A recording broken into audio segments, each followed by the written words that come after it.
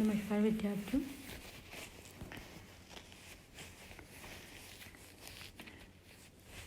इस वीडियो के अंदर हम व्यवहारवाद की आलोचनाएं जो हैं उनको आगे कंटिन्यू करेंगे।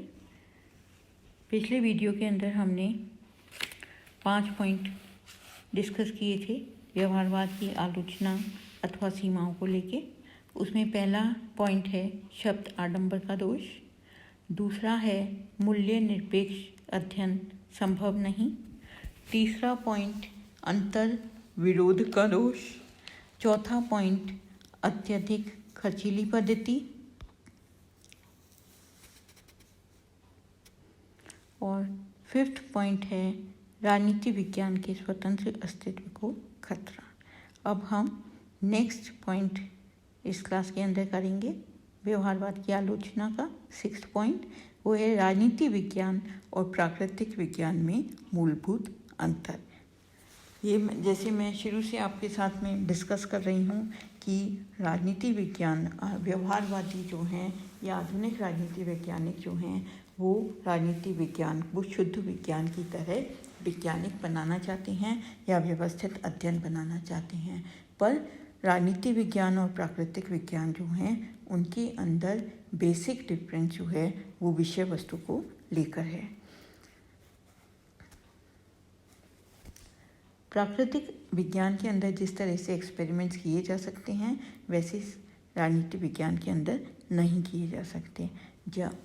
और फंडिंग एजेंसीज जो हैं वो प्राकृतिक विज्ञानों के लिए ज़्यादा हैं, उनको फंड्स इजीली अवेलेबल हो जाते हैं, जबकि राजनीति विज्ञान के लिए एक्सपेरिमेंट्स के लिए और इनके लिए जो फंडिंग एजेंसी इतनी नहीं है जितनी प्राकृतिक विज्ञानों में हमको दिखाई पड़ती हैं। व्यवहारवादी प्राकृतिक विज्ञान तथा राजनीति विज्ञान में आधारभूत समानता मानते हैं और इस आधार पर वे राजनीति विज्ञान के अध्ययन के लिए प्राकृतिक विज्ञान की पद्धति को अपनाने पर जोर देते हैं, किंतु वास्तव में प्राकृतिक विज्ञान एवं राजनीति विज्ञान में आधारभूत अंतर दिखाई पड़ता है। प्राकृतिक विज्ञान की तुलना में राजनीति विज्ञान के तथ्य अधिक जटिल, परिवर्तनशील, कम परीक्षण योग्य तथा अस्पष्ट होते हैं।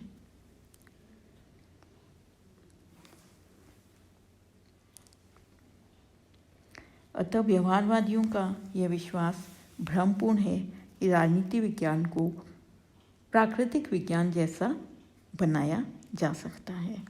तो राजनीति विज्ञान के अंदर जो तथ्य हैं वो ज़्यादा जटिल हैं, उनको इजीली मोल्ड नहीं किया जा सकता जैसे कि उसमें किया जा सकता है। फिर परिवर्तनशील होते हैं। मैंने आपको बताया कि हमारी विषय वस्तु मानव है, मानव के साथ हम उस तरह से एक्सपेरिमेंट्स नहीं कर सकते जैसे कि प्राकृतिक विज्ञानों के अंदर वो अपनी विषय वस्तु के साथ कर सकते हैं। कैसे भी उनको तोड़ मरोड़ सकते हैं, वो रिएक्ट नहीं करेंगे, उनको ज़्यादा से ज़्यादा टेम्परेचर में रख सकते हैं, उनको आग में भी डाल सकते हैं, उनको बर्फ़ में भी डाल सकते हैं, कम से कम टेम्परेचर, ज़्यादा से ज़्यादा टेम्परेचर, तोड़ मरोड़ सकते हैं, कैसे भी करके कर सकते हैं। परंतु हमारी जो विषय वस्तु मानव है उसके साथ उस तरह से एक्सपेरिमेंट नहीं किए जा सकते जैसे कि आज प्राकृतिक विज्ञानों में किए जा सकते हैं। तो इसलिए दोनों में डिफरेंस है। नेक्स्ट है सुनिश्चित सिद्धांत एवं भविष्यवाणी संभव नहीं। तो जैसे प्राकृतिक विज्ञानों के अंदर भविष्यवाणी संभव है, सुनिश्चित सिद्धांत तो बनाए जा सकते हैं राजनीति विज्ञान के अंदर भी, पर भविष्यवाणी अगर की भी जाती हैं तो इतनी सटीक नहीं होती। व्यवहारवादियों का मानते हैं कि मानव के राजनीतिक व्यवहार के बारे में ऐसा सामान्यीकरण प्रस्तुत करने में तथा ऐसे सिद्धांत का निर्माण करने में सफल हो सकते हैं जिनके आधार पर वे मानव के राजनीतिक व्यवहार तथा कार्यकलापों के बारे में सही भविष्यवाणी करने में सफलता प्राप्त कर सकें, किंतु वास्तव में अभी तक ऐसे विश्वसनीय सामान्यीकरण तथा सिद्धांतों के निर्माण में असफल रही हैं। आलोचकों का मानना है कि व्यवहारवादियों को इस मामले में सफलता मिलेगी भी नहीं, क्योंकि राजनीति विज्ञान में सुनिश्चित एवं स्थिर नियमों का निर्माण संभव नहीं है और इसलिए सही भविष्यवाणी भी संभव नहीं है।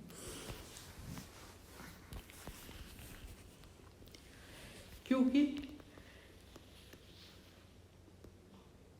देश काल परिस्थिति जो है वो भी सेम नहीं है। आप देखते हैं कि क्लाइमेटिक डिफरेंसेस आपको दिखते हैं, आपको खान पान में डिफरेंस दिखता है, सोशल सिस्टम्स में डिफरेंस दिखता है।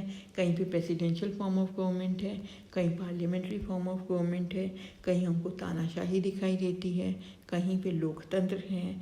तो यहीं पे इतने ज़्यादा डिफरेंस हैं, तो इसलिए भविष्यवाणी जो है, क्योंकि सिस्टम का पार्लियामेंट्री फॉर्म ऑफ गवर्नमेंट और प्रेसिडेंशियल फॉर्म ऑफ गवर्नमेंट उसी का आपको डिफरेंस दिख जाएगा, तो वहीं पे आपकी भविष्यवाणी जो है वो फेल हो जाएगी।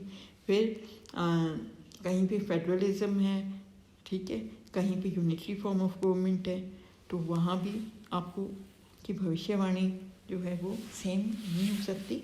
तो देश काल और समय जो है उसका डिफरेंस है होगा, इसलिए भविष्यवाणी और सिद्धांत जो हैं उनका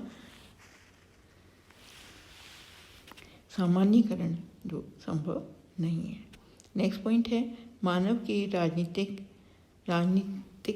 व्यवहार का विज्ञान संभव नहीं। मानव के राजनीतिक व्यवहार का पूर्ण एवं सही अध्ययन असंभव है और इसलिए व्यवहारवादी मानव व्यवहार का विज्ञान प्रस्तुत करने में भी असफल रहे हैं। मानव स्वभाव अत्यंत जटिल है और उसके अंतर्मन की गहराइयों एवं सूक्ष्मता को मालूम नहीं किया जा सकता, फिर इनका मापन तो संभव ही नहीं है। तो व्यवहारवाद के आलोचक जो हैं उनका मानना है कि मानव जो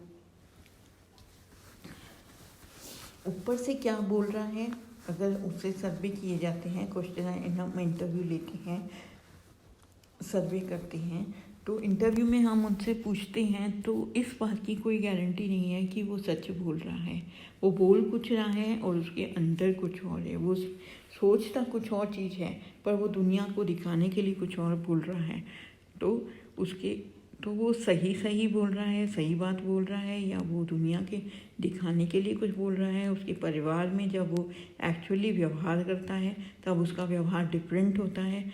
तो उस चीज़ को नापा नहीं जा सकता, उसको कहीं से टेस्ट नहीं किया जा सकता कि वो जो कह रहा है वो सही कह रहा है। क्योंकि मानव, अगर साइकोलॉजी के उसके अंदर आप जाएं तो आप देखेंगे मानव जो है वो घर में कुछ और होता है, दुनिया के लिए कुछ और होता है, सोचता कुछ और है, बोलता कुछ और है। बहुत कम ऐसे होते हैं जो कि जिनकी कथनी और करनी जो है उनके अंदर सिमिलरिटी पाई जाती है या समानता पाई जाती है। और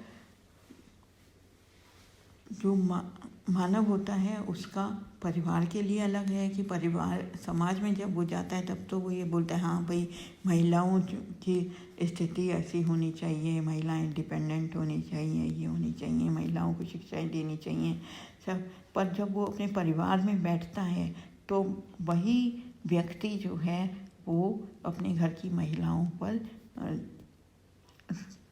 रोक टोक लगाता है। उनकी अगर कोई बच्ची पढ़ना चाहती है उसको पढ़ने के लिए स्वतंत्रता नहीं देके उसको बोलता है कि नहीं तुम्हारी शादी की एज है, तुम्हारी शादी कराई जाएगी, या तुमको बहुओं की नौकरी नहीं करने दी जाएगी, हमारे घर की बहुएं नौकरी नहीं करती। तो इस तरह तो उसका जो समाज के लिए उसका अलग व्यू पॉइंट होता है, परिवार के लिए अलग व्यू पॉइंट होता है। तो जब इतने छोटे स्तर पर ही उसमें डिफरेंस दिखाई देता है तो वो एक्चुअली में जब हम इंटरव्यूज़ और इसके द्वारा शोध निर्माण और सिद्धांत निर्माण की बात करते हैं तो वो कैसे सही हो सकते हैं। नेक्स्ट पॉइंट है लघु एवं बृहद इकाई संबंधी समस्या। व्यवहारवादी अध्ययन की शुद्धता तथा सुविधा के लिए छोटे छोटे समूह के अध्ययन करती हैं, किंतु ऐसे अध्ययनों से प्राप्त निष्कर्षों को संपूर्ण समाज पर लागू करते हैं जो अनुचित है। उदाहरण के लिए जैसे कि स्थानीय समूह के मतदान व्यवहार के अध्ययन के आधार पर निकाले गए निष्कर्ष को संपूर्ण समाज के संदर्भ में सत्य समझना उचित नहीं होगा। तो यहाँ पे वही बात हो जाती है जो मैंने अभी आपसे डिस्कस की कि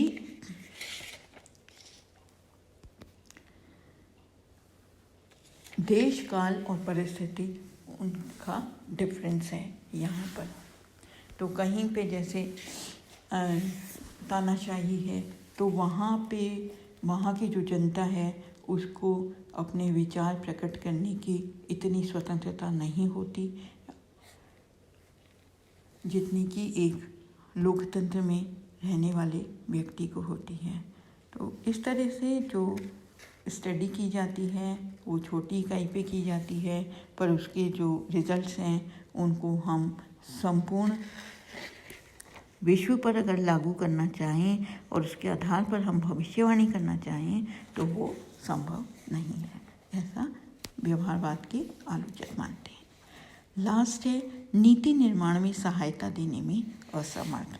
तो व्यवहारवाद के आलोचक मानते हैं कि व्यवहारवादियों ने जो भी स्टडी की, जो भी शोध किए, अध्ययन किए, सिद्धांत निर्माण किए, उसमें कहीं भी नीति निर्माण जो है उसके अंदर सहायता नहीं मिली। मूल्यों की उपेक्षा करके मात्र तथ्यों के आधार पर बनाई गई नीति अमानवीय तथा अनैतिक हो सकती है, किंतु व्यवहारवाद केवल तथ्यों को महत्व देता है और मूल्यों की उपेक्षा करता है। वह नीति निर्माण में सही मानने में सहायता देने में असमर्थ होता है। व्यवहारवाद में यह दोष उसकी इस मान्यता से उत्पन्न होता है कि वैज्ञानिक पद्धति ही एकमात्र उचित पद्धति है। तो ऐसा नहीं है, समाज विज्ञान की अपनी एक इम्पोर्टेंस है और वैज्ञानिक पद्धति की अपनी एक इम्पोर्टेंस है। दोनों को हम कंपेयर नहीं कर सकते और हम ऐसा भी नहीं कह सकते कि समाज विज्ञान जो है वो उसके अंदर वो सक्षम नहीं है। भविष्यवाणी उसके स्वयं के तथ्य और उसके स्वयं के जो मेथड्स हैं उनके आधार पर भी वो भविष्यवाणी कर सकता है। ज़रूरी नहीं है कि वह वैज्ञानिक पद्धति के आधार पर ही करे, क्योंकि हमारी विषय वस्तु अलग है, उनकी विषय वस्तु अलग है। हम समाज विज्ञान और हमारी जो विषय वस्तु है उसके आधार पर हम अपने जो टूल्स और टेक्निक्स हैं उनको डेवलप करेंगे और उसके आधार पर भविष्यवाणी करने का प्रयास करेंगे। तो इन सब आधारों पे व्यवहारवाद के आलोचक Leo Strauss, Bernard Brecht, Sibley, Robert एंडरहल, डायश, कर्कपैट्रिक, इन सब ने व्यवहारवाद की आलोचना की है। तो यहाँ हम व्यवहारवाद की आलोचना को भी डिस्कस कर चुके हैं। अब नेक्स्ट कल हम इसी में व्यवहारवाद की अगले टॉपिक को डिस्कस करेंगे।